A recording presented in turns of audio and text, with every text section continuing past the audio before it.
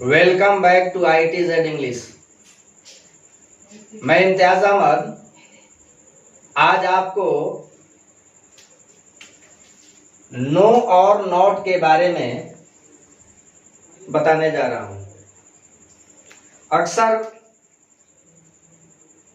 हमारे छात्रों से नो और नॉट के प्रयोग में मिस्टेक हुआ करता है। पता नहीं होता कि कब नो आएगा और कब नॉट आएगा। आज मैं ये डाउट आपका बिल्कुल क्लियर कर दूंगा। आज के बाद नो और नॉट के प्रयोग आपके लिए कोई समस्या नहीं रह जाएगी। पार्ट्स ऑफ ए स्पीच के अकॉर्डिंग ये नो जो है एक एडजेक्टिव है। क्या है? एडजेक्टिव। और एक एडजेक्टिव नाउन को या फिर प्रोनाउन को क्वालिफाई करती है। एडजेक्टिव किसको क्वालिफाई करती है? एक नाउन को या फिर एक प्रोनाउन को। ठीक है। अब नो जब एक एडजेक्टिव है और इसके नाउन को क्वालिफाई करना है, किसको? नाउन को, तो नो का प्रयोग नाउन के पहले करना होता है। जैसे ही हैज नो मनी, उसके पास धन नहीं है। मनी क्या है? नाउन है।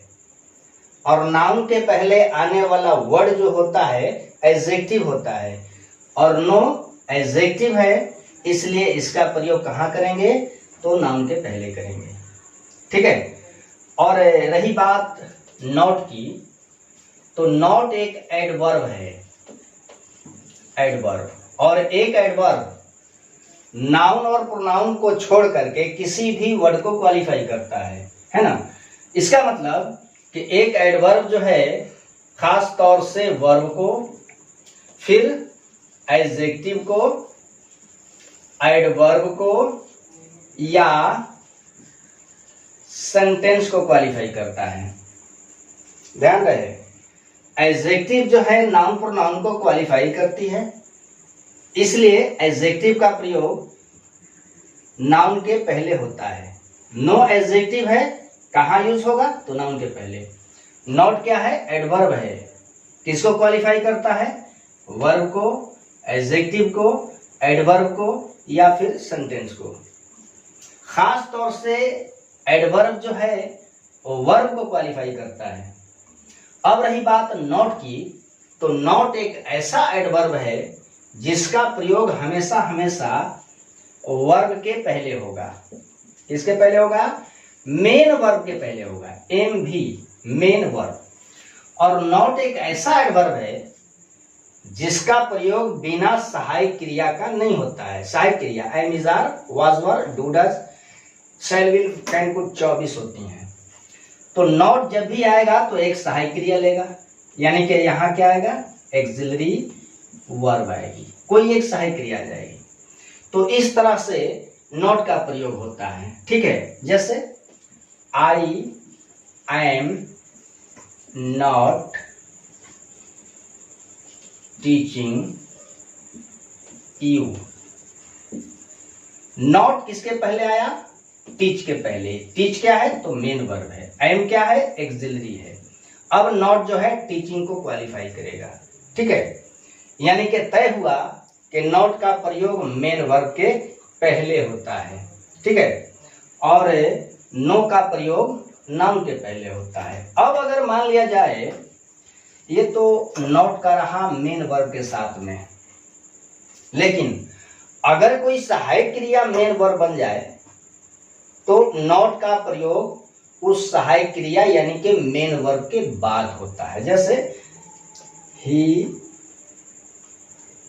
Has not a cow. अब हैज जो है आपका ये मेन वर्ब है, ये सहायक क्रिया नहीं है, ये मेन वर्ब है। और यहां एक नाउन है। नॉट का प्रयोग कहां है? मेन वर्ब के जस्ट बाद।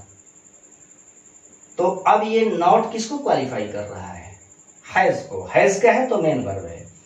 तो जब कोई सहायक क्रिया मेन वर्ब बनती है तो नॉट का प्रयोग उस सहायक क्रिया यानी कि मेन वर्ब के जस्ट बाद होता है।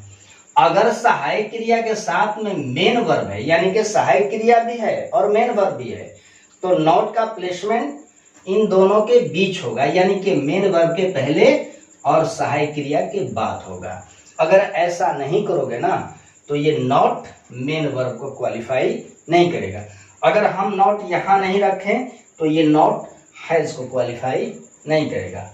तो हमारा कंक्लूजन बना कि नो का प्रयोग नाउन के पहले और जबकि नॉट का प्रयोग मेन वर्ब के जस्ट बाद और नहीं तो मेन वर्ब के पहले हुआ करता है। ठीक है, नॉट का प्रयोग मेन वर्ब के जस्ट बाद और मेन वर्ब के पहले, यही दो जगहें हैं जहां आपका नॉट का प्रयोग होता है। मैं समझता हूं कि वीडियो देखने के बाद नो और नॉट का मामला बिल्कुल क्लियर हो गया होगा। इस तरह से कहीं भी नहीं का अंग्रेजी अगर नो या नॉट रखना हो तो आप जस्टिफाई कर सकते हो कि कहाँ नो आएगा और कहाँ नॉट आएगा। बस एक कॉन्सेप्ट बना लीजिए कि नाउन के पहले नो और बाकी सारे जगहों पे नॉट का प्रयोग। नॉट का प्लेसमेंट कहाँ होगा? सहायक क्रिया अगर मेन वर्ब बनती है, सहायक क्रिया मेन वर्ब बनती है तो नॉट का प्रयोग सहायक क्रिया यानी कि मेन वर्ब के बाद होगा। अगर सेंटेंस के अंदर सहायक क्रिया और मेन वर्ब दोनों हैं तो नॉट का प्रयोग मेन वर्ब के पहले और सहायक क्रिया के बाद होता है। ठीक है, ये रहा आपका नो और नॉट। इसके बाद अगली पीरियड में मैं आपसे फिर मिलता हूं। तब तक के लिए खुदा हाफिज, अलविदा।